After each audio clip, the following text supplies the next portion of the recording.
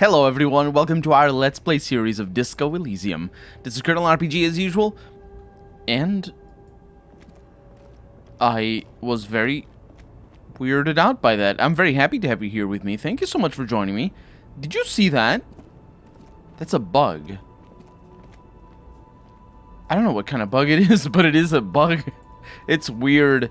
I really thought there was another person in there, and I thought it was going to be related to the lady driver, because, you know, we have things to do with her. We know where her truck is. We came here before. Wasn't it, like, completely dark? Didn't we have, like, a remark about that? Let's find out. This screen found A to Z, Contemporain, is parked in the shadow of the ruins looming overhead. It's seen better days. This must be the one he told us about, unless he was lying. The lieutenant peeks inside. How are you going to get this open, Kim? Use the pry bar to smash the window. Open it from the inside. Really? This has been hard enough. No need to make it any harder. I'm gonna try to peek in the window. The glass on the side windows is tinted and covered with dust. You can barely make out the shape of a seat and two steering levers. Posters cover the small windows in the back. You can't make out what's on them. I'm gonna try the door handle. The door is locked. The handle looks shiny, like it's recently replaced. There's no pick in this lock. The owner has put special care into it. It's a recessed design. It's curious. It's a modified lock. Yeah, let's leave for right now because I need a pry bar for that. Did he say a pry bar or a crowbar? Because I think, yeah, it's called a pry bar here. There we go. I'm going to smash the window in with a pry bar. Oh, that's going to require a physical instrument. I didn't even check. I did not even check, and I do have physical instrument clothes. That should give me... Well, at least I think I do. Yeah. No, it's... not okay, well, that's our life, it seems. Let's smash it. With a firm grip, you raise the pry bar, a glint of light catching on the tip. Call down the hammer of truth and justice. Release your secrets, lorry cabin.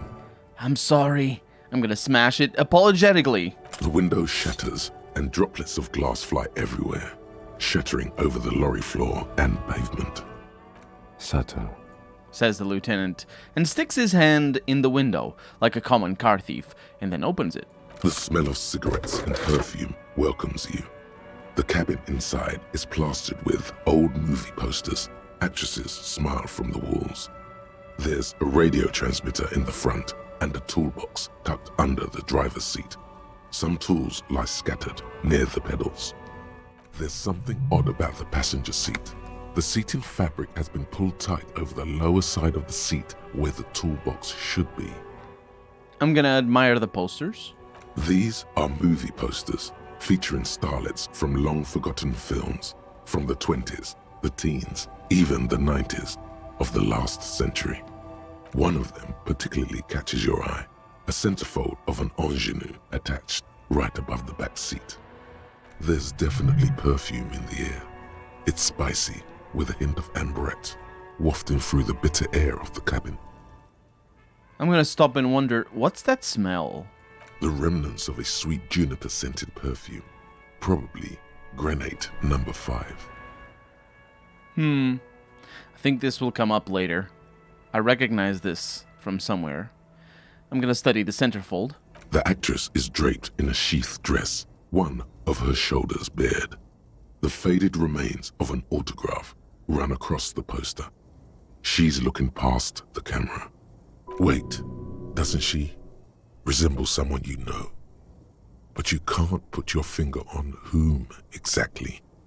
Enough of the posters. The actresses and the rare actor all smile you a warm goodbye.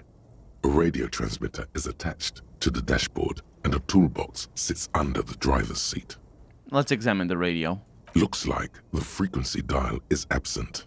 It requires a key to work, but the key has been removed, likely by the missing lady driver. The lieutenant leans closer to the radio and hums. Strange. There are so many radio stations saved here. Must be over 100 at least. It has to be an advanced model to fit so many frequencies next to each other without blending them together. Why would anyone need so many radio stations?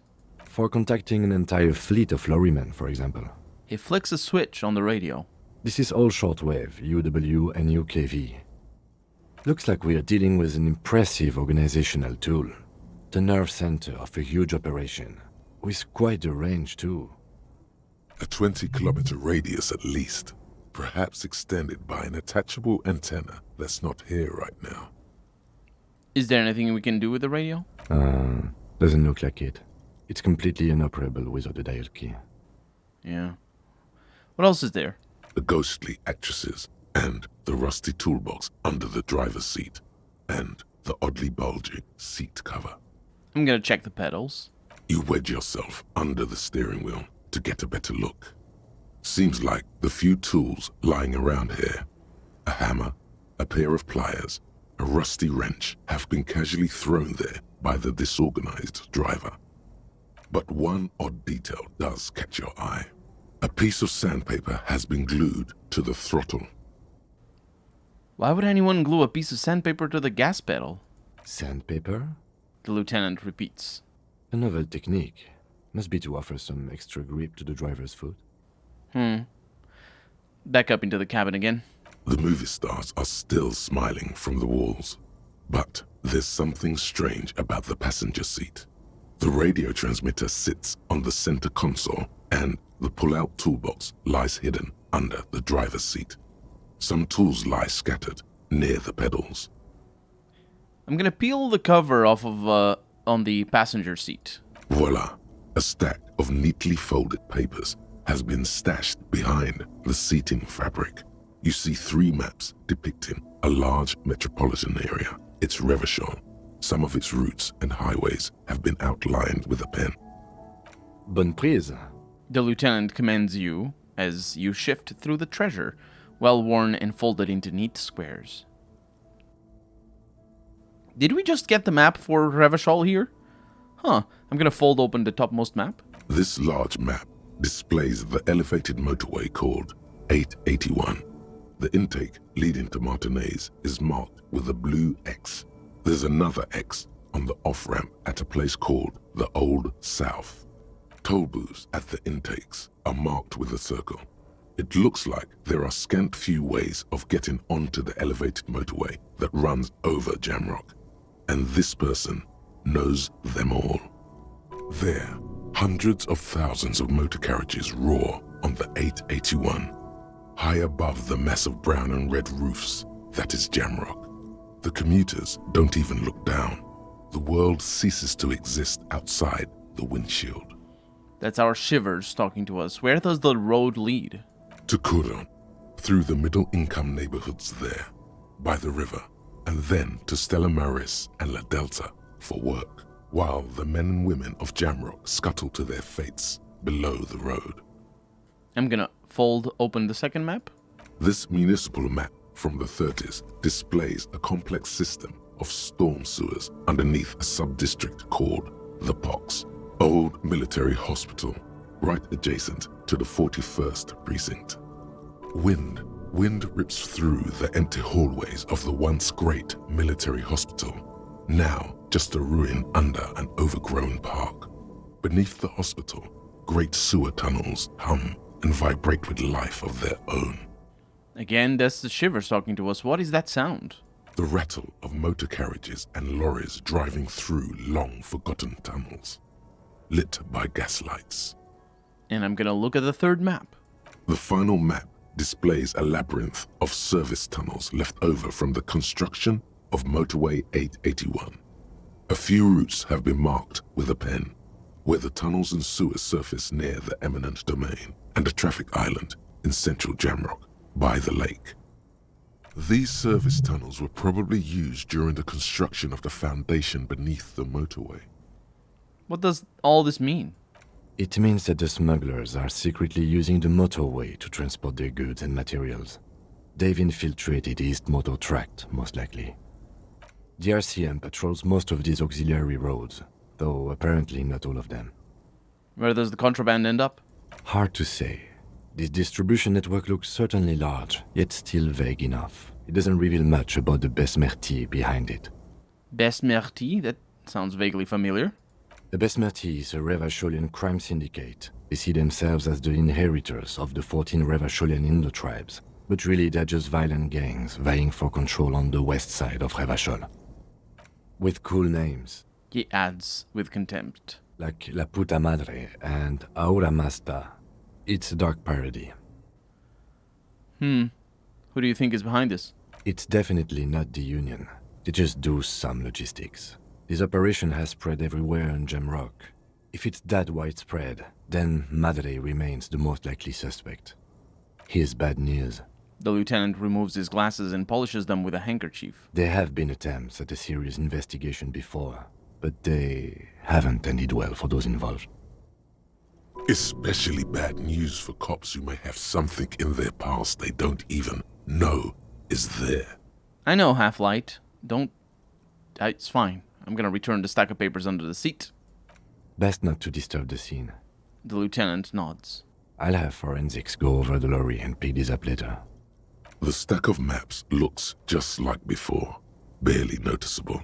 The movie stars look silently by, and the pull-out toolbox has a rubber handle, worn from years of use. I'm gonna pull out the pull-out toolbox. A metallic drawer slides out from the seat. It's empty, except for a folded newspaper. I'm gonna unfold the newspaper. It's an issue of Periphérique from last Wednesday. A piece of paper falls out from its pages. I'm gonna pick the note up. It looks like an article ripped out from a radio enthusiast magazine. Complex mathematical equations explain the basics of something called the Ulan frequency system. These formulas look oddly painful. Maybe it's the hangover, but they give you a headache. That's our pain threshold talking. Yeah, I know what they are. And, it's nothing that we need to concern ourselves with. The lieutenant leans over your shoulder to examine the note. The Ulan frequency system? I've never heard of that before. I know of FM, AM, UKV, but... His thought trails off. Yeah, let's push in the pull-out toolbox. The pull-out toolbox slides back into its nest. The rest is as it was. Posters, a radio, dust on the windows. And the door closing. You close the rusty old lorry door. Great. I think we got everything. He steps away from the lorry. A word, detective? Before we return to Joyce? Oh, we're returning to Joyce. We should think about calling it a day, maybe. The nights are still miserably cold this time of year. Yeah, I was thinking about that. I haven't paid the cafeteria manager for damages yet. You should take care of that, then. I should, but I don't have the money. Let's talk to him anyway. An officer of the RCM shouldn't be sleeping in the street. We'll figure something out.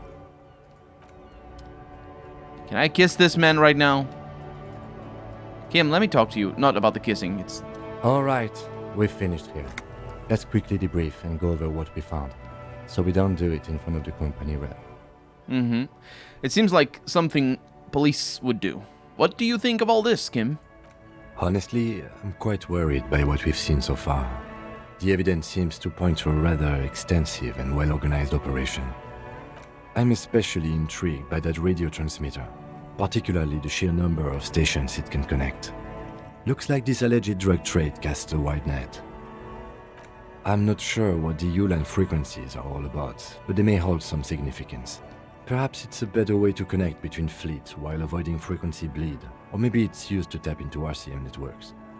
Listening in on your calls between you and your station, a worrying prospect. Oh, and the maps we found. They reveal the geographical extent of the operation. Looks like they've used abandoned tunnels and access roads to stay hidden. This is useful info.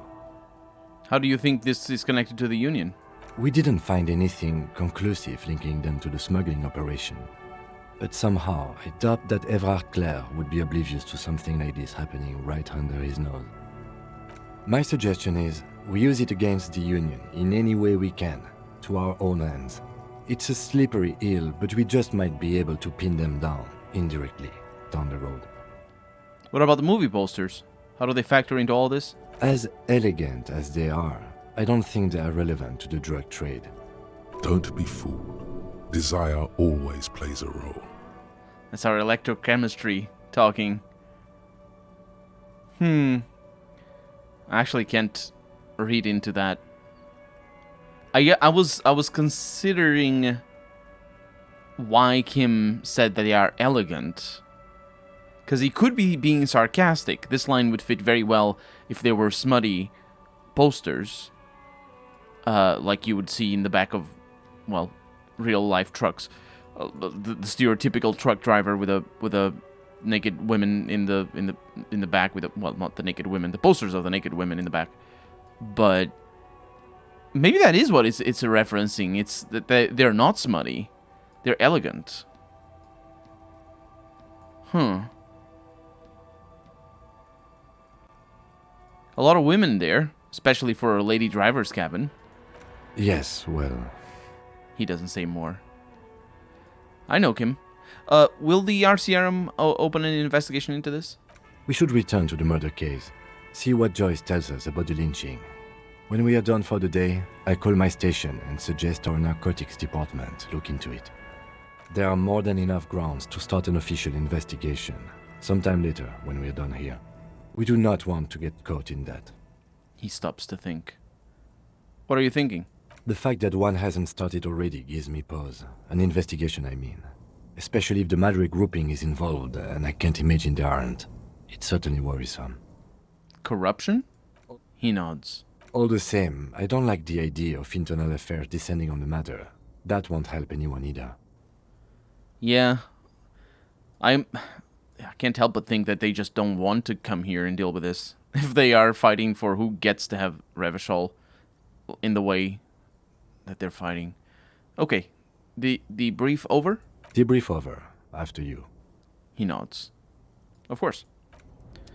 Now, where should I go first? Should I go... Well, we're not gonna go to Joyce.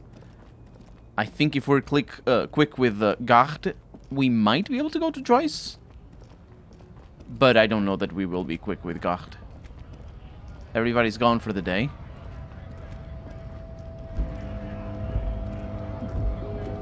Call Me Mañana is gone for the day. I think this is still open. And there's a lot of places that we haven't gone to. Let's go to the Whirling first. And look at that, we got that without having to force that dude to rat on his friend. This dude over here. She's still out here. Hey. I can't believe it's snowing again. The young woman watches the falling snow and sighs. It felt like springtime just a few days ago. It's so late and you're still here? I'm a nighthawk. What can I say? She flashes a smile. I've investigated the body. Shouldn't be long till we get it down. Oh, okay. She doesn't quite know what to say. Thanks for keeping me in the know, sir. Sure. I have to run. Yeah, we also should mess with Kim's car. Because we need to give Kuno some wheels. Hopefully. And everybody's around. Are there new people? I think there are new people. The guy was there already, right?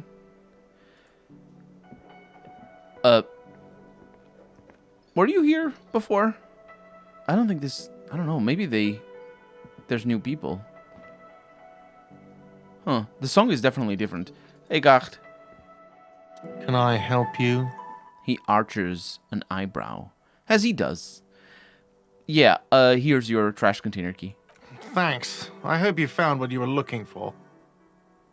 I found the victim's clothes. How strange. I certainly didn't put them there. Who else has the keys to the trash container? The trash collection service? CS Municipal. I don't see why they would put anything in the trash, though. Ah, the elusive CS Municipal. I doubt we'll be able to track down who was sent here last and when. This will have to be one of those little threats that solves itself down the road. Right, Kim. Which one was that? Pay for damages? Yeah, right. Who put the clothes in the trash? Who else has unauthorized access to the whirling in rags? Yeah, there may be somebody else. On Clinton Street, near the Boogie Street Diamond, a small truck rattles down an alleyway. It stops by a rusted trash container. Two men, their faces rough and swollen, jump out. They look at the container, despondently. CSM is written on their backs. And obviously this is Shivers talking to us. Kim turns to the man. Thank you anyway. Maybe you don't remember putting them there. Maybe you were sleepwalking or in a fugue state. He grimaces. I think fugue states are more your forte, officer. Could someone on your staff have put them there? Sylvie had the keys before I got here, and I can vouch for her. I can vouch for all my staff. None of us would tamper with the crime scene. Sylvie, gotcha. Thanks for that. Let's talk about something else. Yes? That pregnant, yes, he knows exactly what I need to talk about. So, about that money I owe. Yes. Have you got it? I was wondering if we could come to some sort of arrangement for tonight. Does that arrangement include you paying me what we already agreed you owe me? Apparently Kim is about to say something. I'm gonna let him. I understand your predicament as the manager. However, He adjusts his glasses. I feel I must remind you that we are here to conduct an important investigation that also affects your business. Forgive me for saying this, but your colleague seems more committed to drinking, and... He stops mid-sentence. I mean no offense. It's really nothing personal. I just have to protect the interests of this establishment. This conversation isn't going anywhere, is it? Not until you bring me the money. Okay, He turns to you with a heavy sigh. I might have something in my motor carriage we can use when you're done here. Oh, Lieutenant, we're done here. Goodbye then. Really, Kim? You have like a sleeping bag, a tent. I don't know, maybe drugs that allow me to not have to sleep during the night. 'Cause there's a lot of stuff. There's a lot of things that I could do. I could just stay up. We don't need to sleep. We don't need to eat apparently, which is actually something I wish this game did. It'd be really good for pacing. Well, not that the game lacks pacing, although it could be some sort of anchor point. Just having a dinner time. You don't need to have 2 meals a day, or just once during the day having to sit down and eat and just have a chat with the lieutenant about what we discovered. That'd be really cool. I don't know. And it makes sense because we just never eat apart from the drugs. Inside, you see a set of steering levers, a radio microphone, a pull-out toolbox, and the soft glow of the fuel preheater gauge. I have something here we could sell. Look in the back, in the suspect transport enclosure. Transport enclosure. Regular people just call it the cage. I am gonna look in the suspect transport enclosure. The cage at the back of the motor carriage looks rather uncomfortable. 4 shiny hubcaps are stacked against the seat. Their silver edges sparkle in the dark. I confiscated these 4 a little while back. We can take them to the pawn shop down by the Martinez Canal. What are those things? There are spinner hubcaps, frivolous things you put on your wheels. When the wheels come to a stop, the caps keep on spinning. There's no real use for them, it's just for vanity. He makes a spinning motion with his hands. Honestly, that sounds like an amazing physics demonstration. It does indeed. What do you mean you confiscated them, though? A couple of weeks ago, I stopped a young man for going slower than the speed of traffic. Turns out he was some coalition official's son and high. I'm gonna look at the spinners. I get it. I would have confiscated them too. They're mesmerizing. That they are. The lieutenant looks at the spinners and sighs. I was going to take them into evidence, but they weren't necessary for conviction. He never asked for them back. Oh. Did you want to put these spinners on your machine? And I'm gonna point to the Kanema. No, that would be silly. He hesitates. I don't know why I kept them. It doesn't matter. I couldn't put them on this MC anyway. A cup with spinners. That would be outrageous. Yes, outrageously cool. He flashes a smile, barely visible in the dark. I'm gonna say nothing. The spinners shine so bright they reflect on the lieutenant's glasses. He doesn't say anything either. He said something about pawn shop? Yes, the bird's nest, Roy, near the canal. We've been there. If I'm not mistaken, it should be open late. That's good. But sorry, I can't take them. It wouldn't be right. All right, let's not take them now. Then come back once we realize we have to. Have this conversation again, and then take them.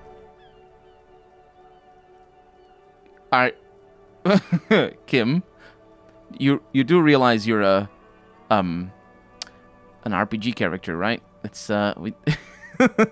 that's funny. Sometimes the game does this, but yeah, this is the game telling me I have no choice in the matter, which is kind of a shame. I wish you would insist on that. I think we might have a choice. I'm pretty sure you might be able to collect enough things to pay for the damages in the first day. It probably requires strategizing and planning ahead, which is not something that I'm interested to do on a semi-blind Let's Play. Certainly, well, my first Let's Play was completely blind, but this one, it isn't blind, but it is it's meant to evoke that sort of experience, both in you and myself. So, obviously for me, I have played the game before, but I'm experiencing, it's been a while, and I'm experiencing a lot of different things, so me saying no to that is actually a different thing. Let's do the thing then, Kim. Thanks, Kim. I appreciate your help. The lieutenant nods as you take the spinners. I'm gonna close the door.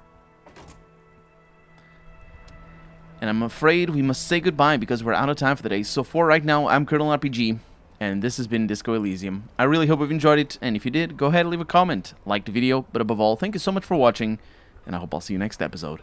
Bye-bye.